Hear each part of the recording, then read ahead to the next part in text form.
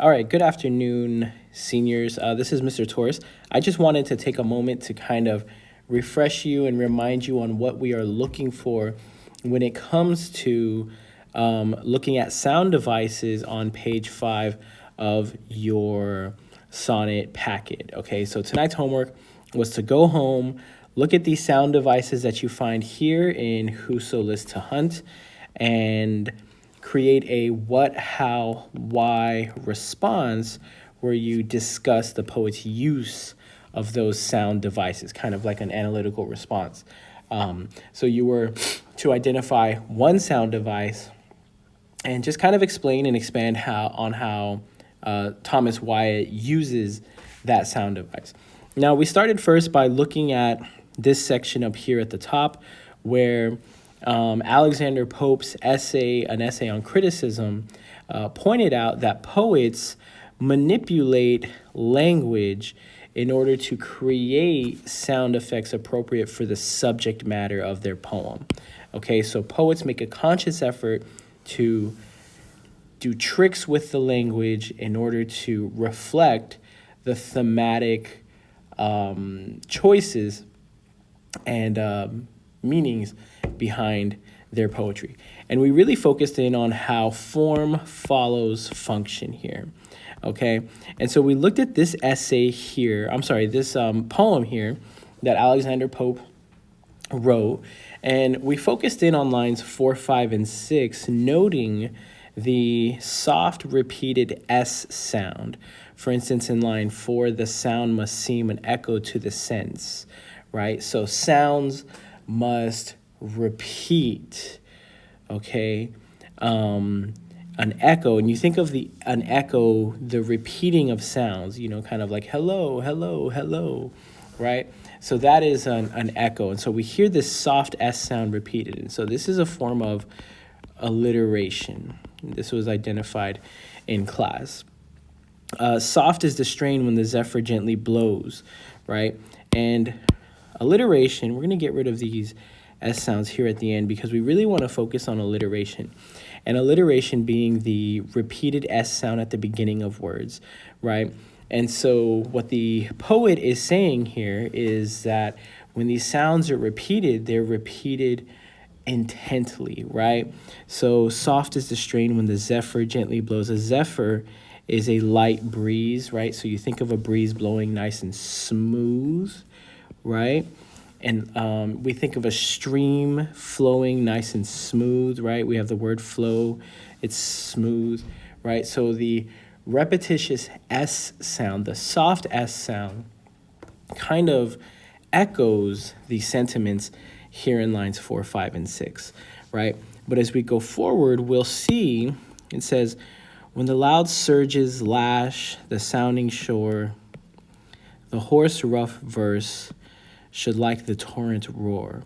When Ajax strives some rock's vast weight to throw, the line too labors and the words move slow. Not so when swift Camilla scours the plain, flies over the unbending corn, and skims along the main. Okay, so as we move forward, you'll see that we still have some alliteration here in lines 7 through 12 with that soft S sound. However, it's not nearly as condensed as we have here in lines 4, 5, and 6. Okay, the alliteration is really kind of right on top of each other. We have these lines, they're kind of condensed. The alliteration is very, very close, right? But then here in lines 7 through 12, our lines kind of get longer and the alliteration is a little bit more spread out, right? And so when we think about spread out, when we talk about here, when Ajax strives some rock's vast weight to throw, you think of something like a rock that is weighty, right? It's laborious to throw. You have to pick it up and move it. And you might do that slowly, especially if it's a very heavy rock. So as you're talking about moving rocks slowly, you'll notice that the S sounds are a little bit more spread out and they show up a little bit more slowly. And this is where form is following function, right? So when we're talking about a breeze moving and flowing nicely, right? Those S sounds kind of come in quick succession with one another, right? But then whenever we talk about something moving more slowly, the S sounds are a little bit more spread out, right? They don't disappear, but they are more spread out, okay? And so this is how form is following function. So we went down and we looked at, excuse me, Whoso, list, to hunt, and we identified some sound devices. And these sound devices that we were specifically looking for are going to be alliteration, assonance, and consonance. Okay, so alliteration is going to be repetition of sounds at the beginning of words. Assonance is going to be the repetition of specifically vowel sounds at the beginning of words. And then consonance is going to be the repetition of any sounds anywhere within words. It is worth noting that you should be kind of looking at things that are in close proximity to one another.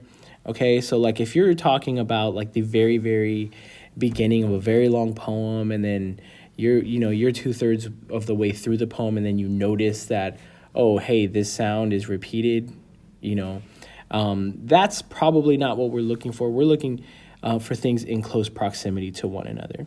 And so as we looked at Whoso, list, to hunt, we noted some examples. For instance, in line 1, and again, let me just number these lines here.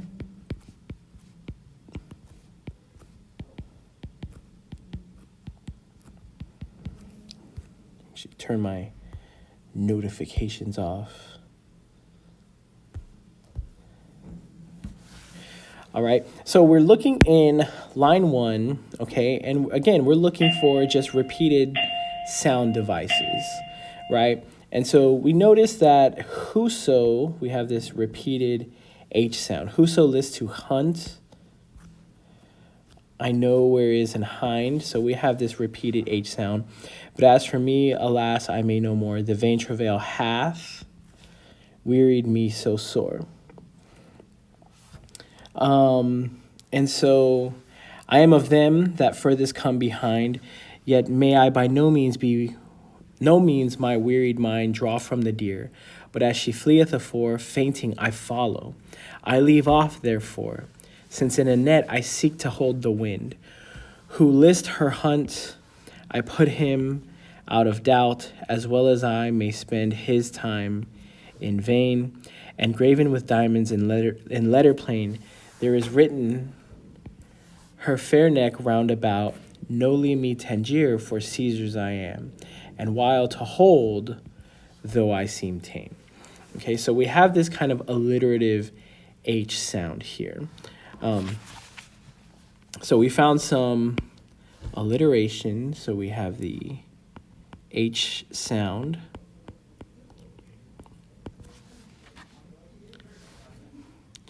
You'll also notice the alliteration of the as for me, alas, I may no more. The vain travail hath wearied me so sore. So we have that alliterative M sound. This is an H.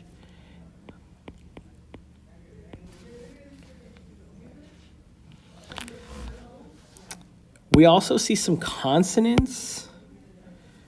So the vein, we have this AI sound. Travail hath wearied me so sore.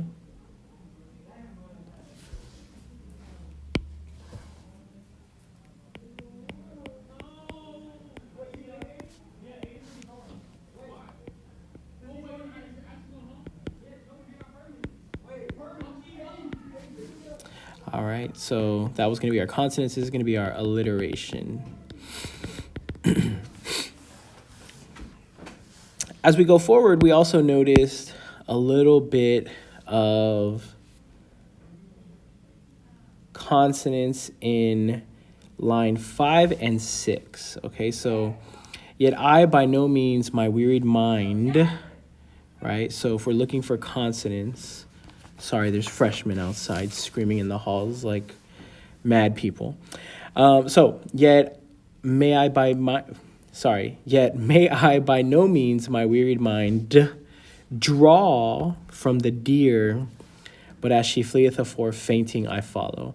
And so we have this, remember, consonants is repeated sounds anywhere within words, right? So we have this D sound kind of repeating here in lines 5 and 6, and we'll talk about the different reasons that we have this. Okay, so let's look at first the alliterative sound. Let's look at this H sound here, okay? So we talked about what this poem is about, and this poem being the speaker speaking to his friends about the hunt, but the hunt for what? So we kind of settled on like the hunt or the chase for a woman, right? And basically what he's saying in this poem is that chasing this woman is a fruitless endeavor. He does it in vain, right? She is spoken for, she is taken, and even though I loved the chase at one point, for me, I chase no more, because the vain travail hath wearied me so sore. So this fruitless endeavor has made me very tired, and I don't have it in me anymore. And so when we talk about him kind of giving up the chase, he says, of those who chase, of those who hunt this woman, I am the furthest behind. Like if there's a group of people chasing this woman, hunting this woman, I am in the very back of this group. I'm just done. Okay. And so when we talk about how alliteration kind of falls in here, how form follows function, we come back and we look at this alliterative H sound. Whoso lists to hunt, I know where is an hind. He's saying, whoever wants to hunt, I know where to find a deer. A hind is a deer. But as for me, alas, I may no more. The vain travail hath wearied me so sore. So notice that as he's talking about being the furthest behind, being in last place in this hunt, you'll notice that the H sound dwindles, right?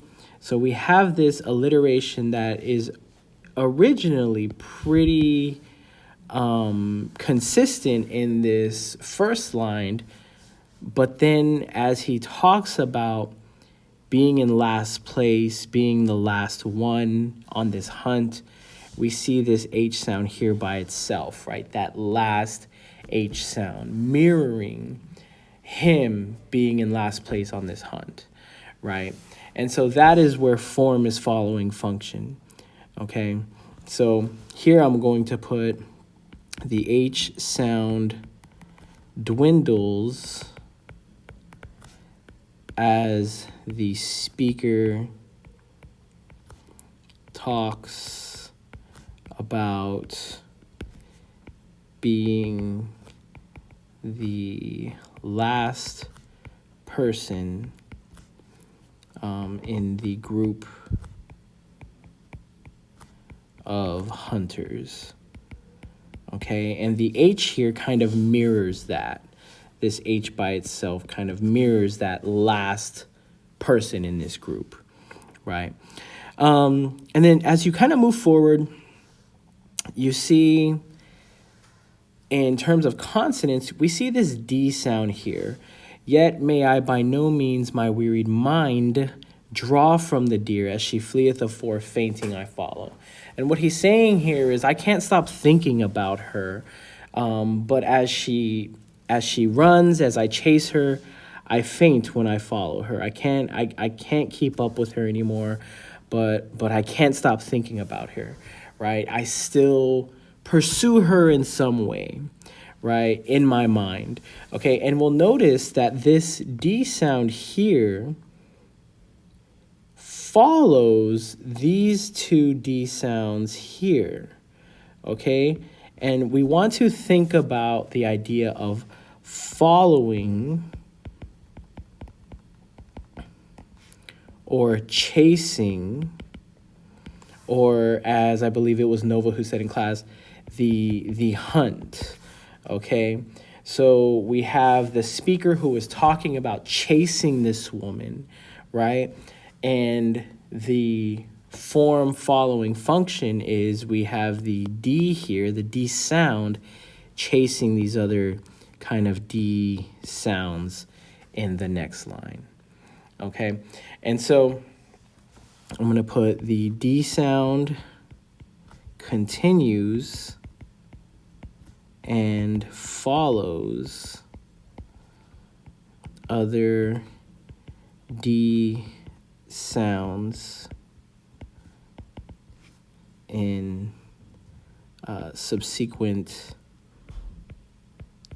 lines as the speaker discusses the chase, right? The hunt, okay? But then he says, fainting I follow. Like, I'm chasing her, but I'm so tired, I'm fainting, right? And then you'll notice when he mentions that, there's no more D sound, right? So when he mentions fainting I follow, the D sound is gone, right? So he is dropped out of the race. The D sound has dropped out of the poem here, right? So he's gone, okay? So again, sound devices can be a little bit complicated, but if you take time to notice them and really kind of look to see what the author is doing, you can really kind of notice some interesting things, right? So the disappearance of the H sound, right? The following D sound. So what I want you to do is I want you to choose one of these sound devices, okay? It can be a sound device that I have identified here. It can be a sound device that you yourself have identified. And I want you to write a what, how, why kind of analysis statement talking about the use of the sound device, okay? It's only going to be one. It's one of your choosing, and you are actually going to post that in Canvas. I know I said to to write it here on your paper in class, but go ahead and post it in Canvas. That way you can see what each other is thinking, and you can kind of think through this together. So you'll see the assignment in Canvas. You'll post, and then you'll respond to 2 of your classmates' posts. Okay. Tomorrow we will talk about figures of speech and literary devices on page 6. We are rapidly moving towards you finishing up the packet on your own. So just kind of be prepared for that as the week goes on. I hope this was helpful to you. If not, please come see me in my tutorials. I'd love to help you as much as I can. All right. We'll see y'all in class.